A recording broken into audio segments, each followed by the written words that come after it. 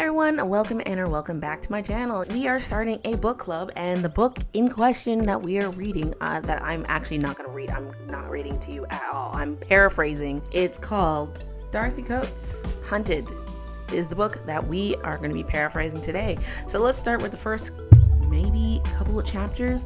As I'm going to paraphrase with you, I'm also going to do something a little bit creative. I'm going to recreate the characters as Vroid models, just because I wanted to, and they were fun to create, and trying something different since YouTube seems to hate my channel anyways. So what do I have to lose? Nothing.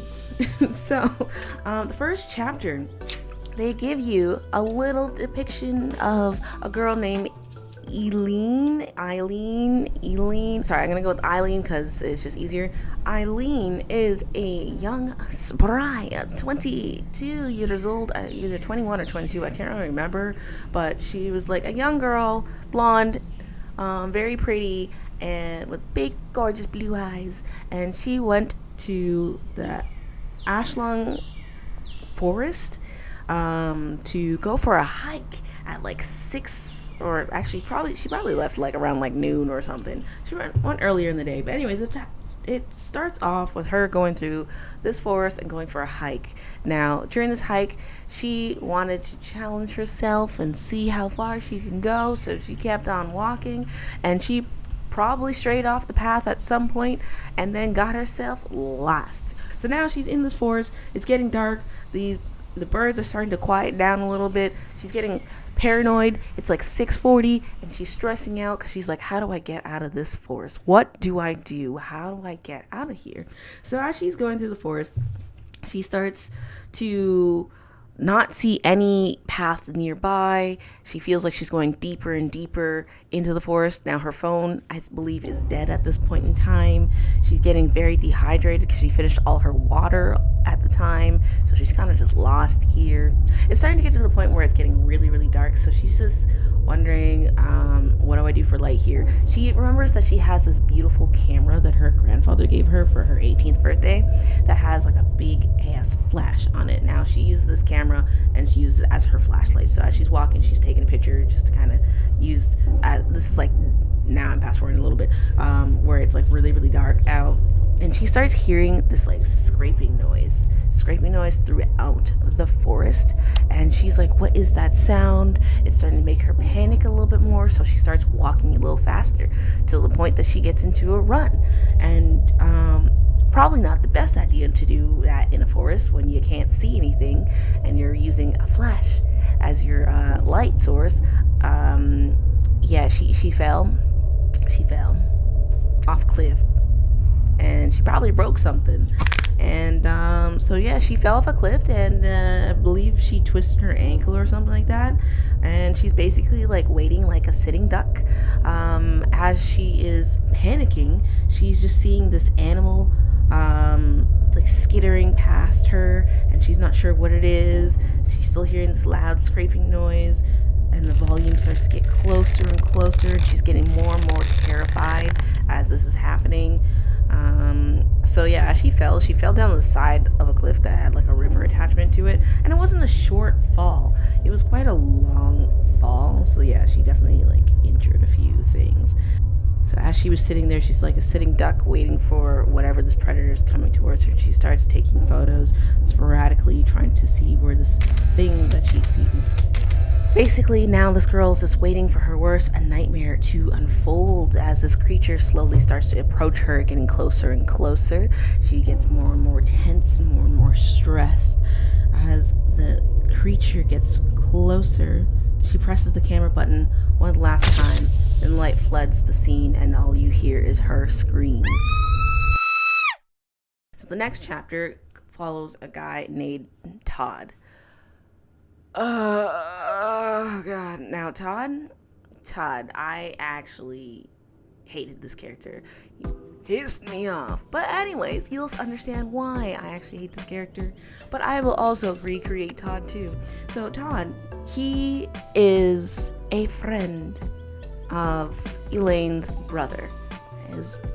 Her brother's name's Chris. They go way, way back. Now, they've known each other since they were kids. Todd has known Elaine for a really long ass time, and he's slowly become more and more obsessed with Elaine over as the years go by, and he has a huge crush on her. Like, that's normal. Teenage boys, young 20-year-old, I think they're all in their 20s at this point. That's fine. There's nothing wrong with that. But it's the way how he carries himself is what really pisses me off. I can't stand this kid.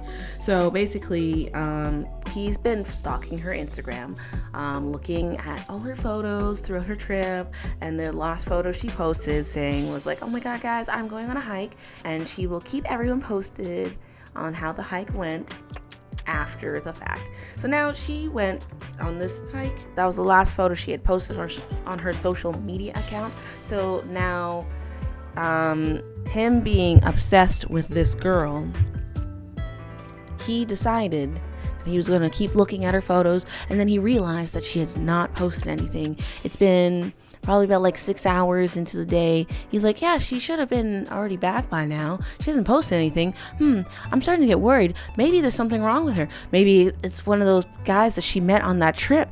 I did see a photo of her with some guy at a bar, and he had his arms all up around her as if they were like together, and I don't really understand why he was doing that, because it's not like they actually known each other. So why does he have his arms all over? He must have done something to her. Oh my god, I'm going to find out what's wrong.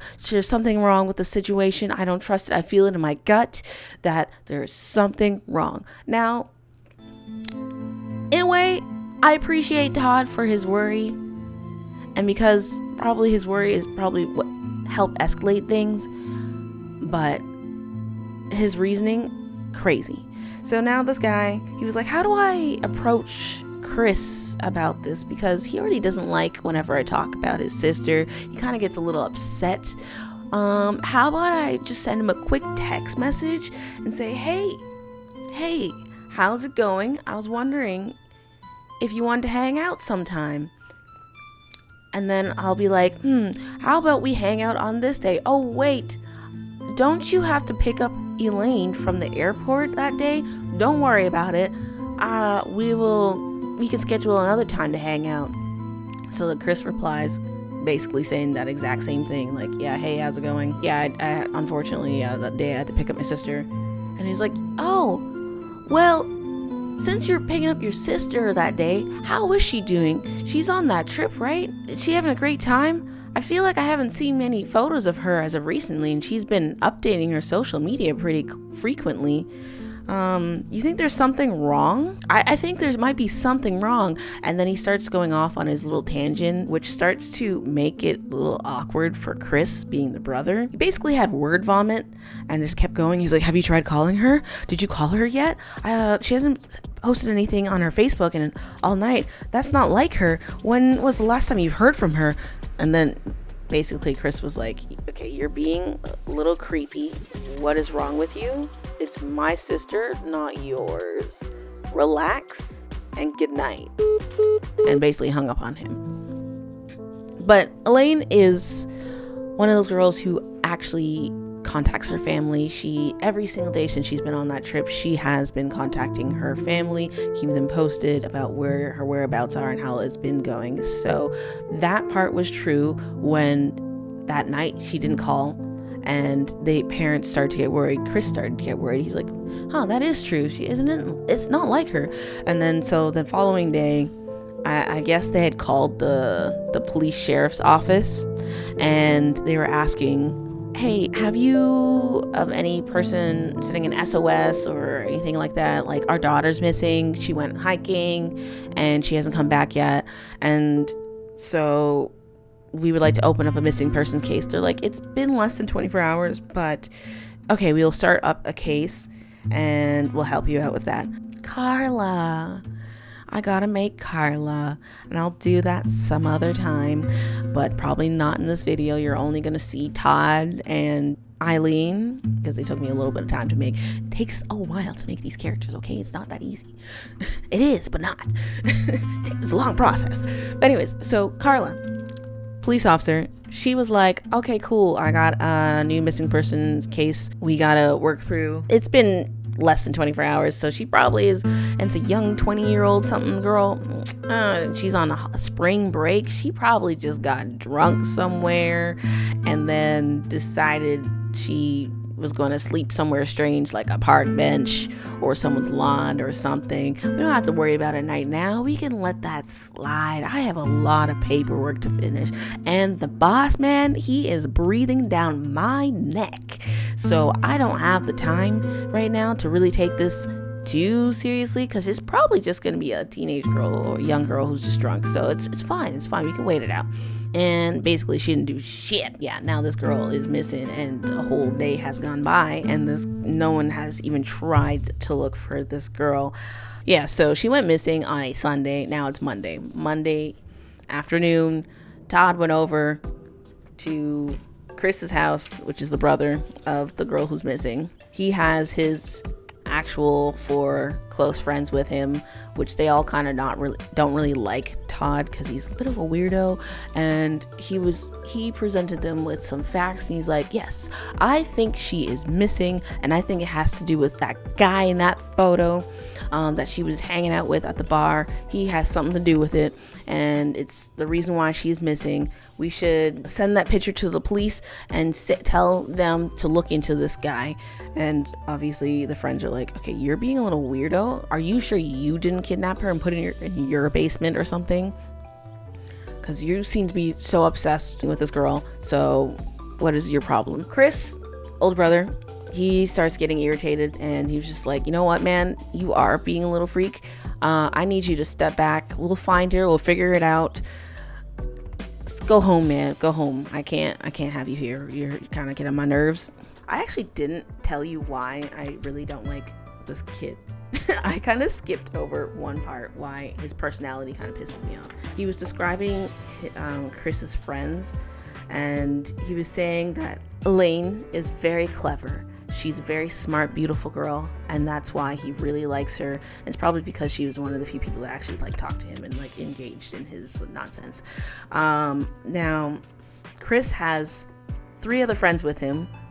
One being Anna, Flint, and Haley. I will make some of them. Let's see. I don't know how much I'm gonna make. It's a lot. It's a lot. Okay, it's a lot of characters. I might make 3 more characters. Now, Anna and Haley were really, really close to Elaine, so they always hung out. So they're best friends. Now, I'm not sure who Anna is relationship to, but anyways, Haley was dating Flint, and Flint is Chris's really good friends. Some would say they're probably best friends. I think Chris would also say that they're best friends now. Flint, he describes Flint as an idiot jock. They suit each other. Together, they might have enough brain cells for basic motor function. I was like, wow, what an asshole. But he's doing the thing where you judge a book by its cover. Yeah, so he was like, yeah, they're so dumb. I can't stand them. Oh yeah, he also called out Elaine's parents too. It was uncalled for, unnecessary. And then he went to proceed to say that they're gonna pay for your ticket. That's what kind of pissed me off.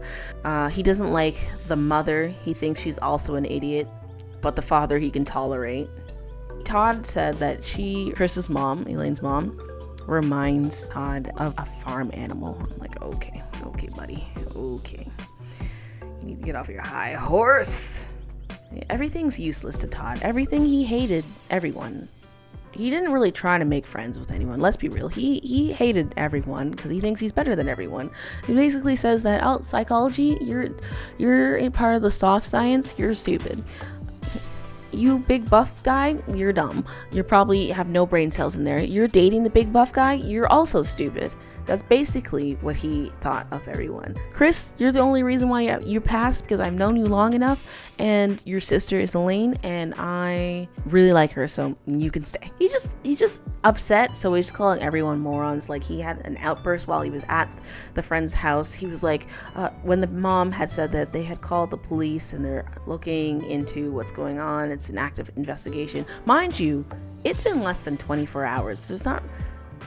They called that morning, and now it's around 2, so there's not really much improvement in that time period, because they're still looking into it. They don't even know what this girl looks like, probably. They probably just got the faxes and stuff like that, so they're still working their way through the case. But now Todd is like, you should get the FBI involved, because the police are morons and they don't know what they're doing. So obviously Chris is starting to get frustrated, and he's like, I swear, man, like, you need to stop talking, okay? You're not helping. So then Todd goes home, and when he goes home, he decides that he is going to go to this place, that forest, or that area. Helms, I think, was the name of the city that the girl went on a trip to. Now, it's a few states across from where they live. I don't know where they live in the book to where they are in proximity, but the only distance I know as a reference, if they took a car to drive, it's about a 10 hour, I think they said. It was either 8 or 10 hours. Now that's a long car ride. This guy was like, I'm gonna take a plane, I'm gonna fly there, I don't have the money to come on back, but if I find her, and when I find her parents are gonna be so happy that I found her that they will pay for my plane ticket right back home, and then everything will work out perfectly fine. So I don't need to worry about that yet. I'll get there. When we get there, we'll cross that bridge later on. But right now, my main concern is trying to find the love of my life. I need to get there. So then he goes to the forest, and basically doesn't have much of hiking supplies with him. He decides to use all the money that he has, and just to afford the plane ticket and one night in a hotel.